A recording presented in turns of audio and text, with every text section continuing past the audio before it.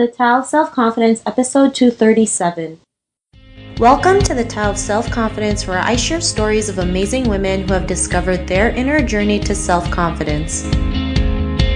Visit our website at thetaoofselfconfidence.com. Your inner journey to self-confidence awaits. Well, hello friend. Welcome to the Tao of Self-Confidence, where I share stories of amazing women who have discovered their inner journey to self-confidence. I'm your host today, Sheena Yap Chan, and today I have a phenomenal lady on the show today. She is the creator of myhealthydish.com, which is a blog that's dedicated to her homemade healthy dishes, and I'm just really excited to have her on and share her story with us. So without further ado, I'm going to introduce you to Nguyen. Mai, how are you today? Maybe you can fill in a little bit more about yourself to our listeners. Hi, I'm good. So my healthy dish started so long ago, like 4 years ago. I know that sounds like a short time, but it seems like a long time to me. But I started my healthy dish on a whim. We were really down on our luck, and I was living with my parents, my husband and I, and our twin girls. We lost our home before I had the girls. We lost our jobs, then our home. And that's when we got pregnant with twins. That's how the universe works. And I had to stay at home. I was a stay-at-home mom and take care of those twin babies. And a way to save money was to be cooking at home. And I started this Instagram page, mainly sharing pictures of the girls and some of my food. And the food really took off, and light bulb moment. I was like, maybe I have something in here. Maybe something could be something, maybe we could start a job. So I looked into blogging, I researched it a little bit. I still have, to this day, do not know what blogging is. But so I kind of do my own thing. And I started really attacking Instagram and sharing recipes every day and just using my iPhone as, the photo, just taking photos with the iPhone. And it really took off. And within a couple of years, it grew to 1 million followers. Awesome. Well, thanks for sharing that. And that's amazing how, you grew an Instagram account with over 1 million followers, and it all just started with, an idea of sharing your recipes and, not even knowing where to start. You just started. And a lot of people think that you need fancy cameras to start taking pictures when, a smartphone is just, more than enough to actually take all these kind of pictures. So, that's really awesome and, great story that you shared. And what's your cultural background? I'm Vietnamese. Awesome. Well, thanks for sharing that. And what would be your favorite self-confidence quote? My favorite self-confidence is fake it till you make it. So here's this, my industry joke is people think they see a number and they see 1 million followers. They must think you're important, right? So there's times where I feel like, when is my 15 minutes is going to be up? And I don't feel as important as people make it seem I am, because to me, it's just a number, but to them, a number is very important. To me, I feel like content is king. Content is what makes you, as a creator. I'm a creator. So I don't look at a number. I see visually if my photos are stunning, my recipes are engaging, people are actually using them. And that's how I kind of measure success. And not just as a number. So when people talk to me, the insecurity I have is that when they roll out the red carpet, they invite me to these events and they ask me to speak on a panel. I'm like, why do you want to talk to little old me, in my head? And I just have to pretend that I'm this important person that everyone believes I am. And, just walk up there and believe that you are this, intelligent person who knows all about nutrition and health. And I do, but in my mind, I still have that self-doubt because I feel like I got really lucky on Instagram with the social media and a lot of followers that I see there's so many other people who are so talented or they're not getting recognized. And I compare myself to them. And I think they're better. And I'm always competing against these people who are ready to take my place, And I compete and I compare myself to them. And by saying it and saying that you're important and trying to believe that I'm supposed to be here, I'm supposed to be on stage, I'm supposed to be talking to you, the more you say it, the more you're going to start believing it. And I do believe it now. I do believe that, okay, I have a cookbook now. There's a reason why people buy my cookbook, So that affirmation every day does help.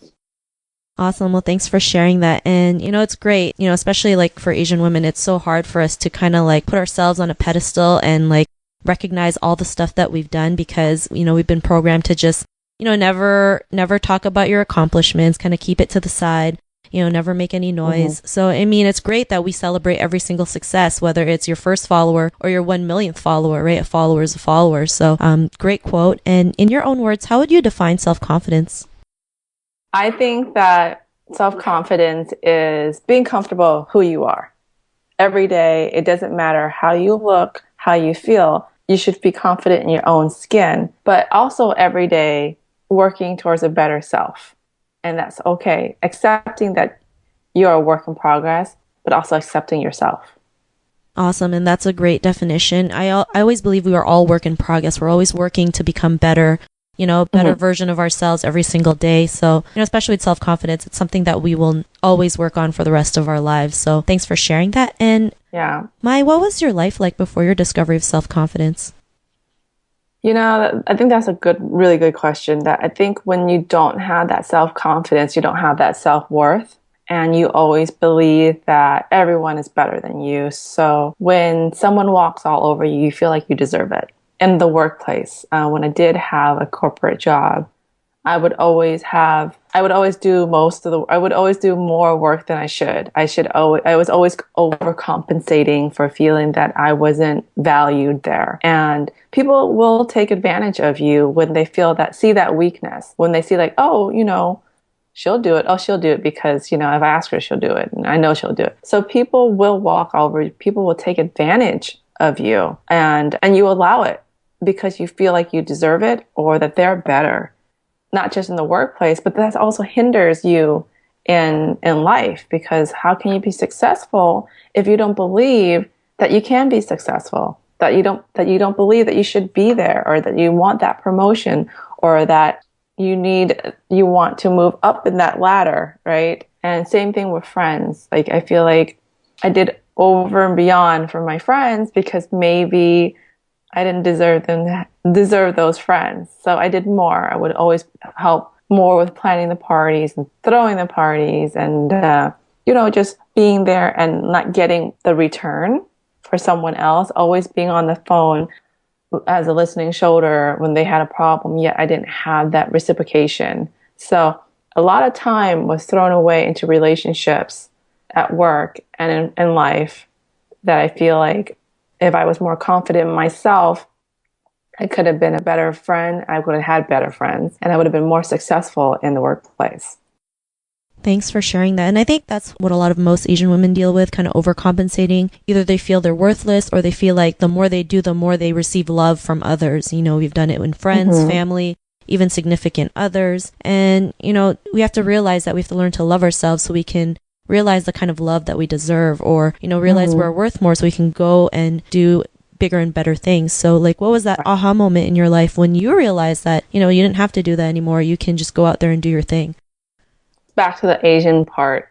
I think our role models are our parents or our mom. And because I'm first generation, we came from Vietnam, and seeing my mom it's such a difference living here in the US. You kind of live in two worlds. So traditionally, it's the Vietnamese women who have to be kind of meek and always kind of behind the man, always in the kitchen. Even at, if you ever go to, this is something I noticed when I go to Vietnamese weddings with my parents, at that, the Chinese or traditional tables that they sit at, and they're serving the 10-course meals, and they come to the table. Every time they bring down the food and they place it in front of you at the table, my mom would never reach to get food. And I'm like, she would wait for my dad to reach and get her food for her. And at first I thought, well, that's very sweet of him to serve my mom. But now looking back, it's like more that it was the control of letting someone else control your destiny. Even though it's letting someone control what you eat and how much you eat, it's still that servitude of that respect of the man taking control and I think that kind of influenced me, seeing that that's how that we should be and at home and in life.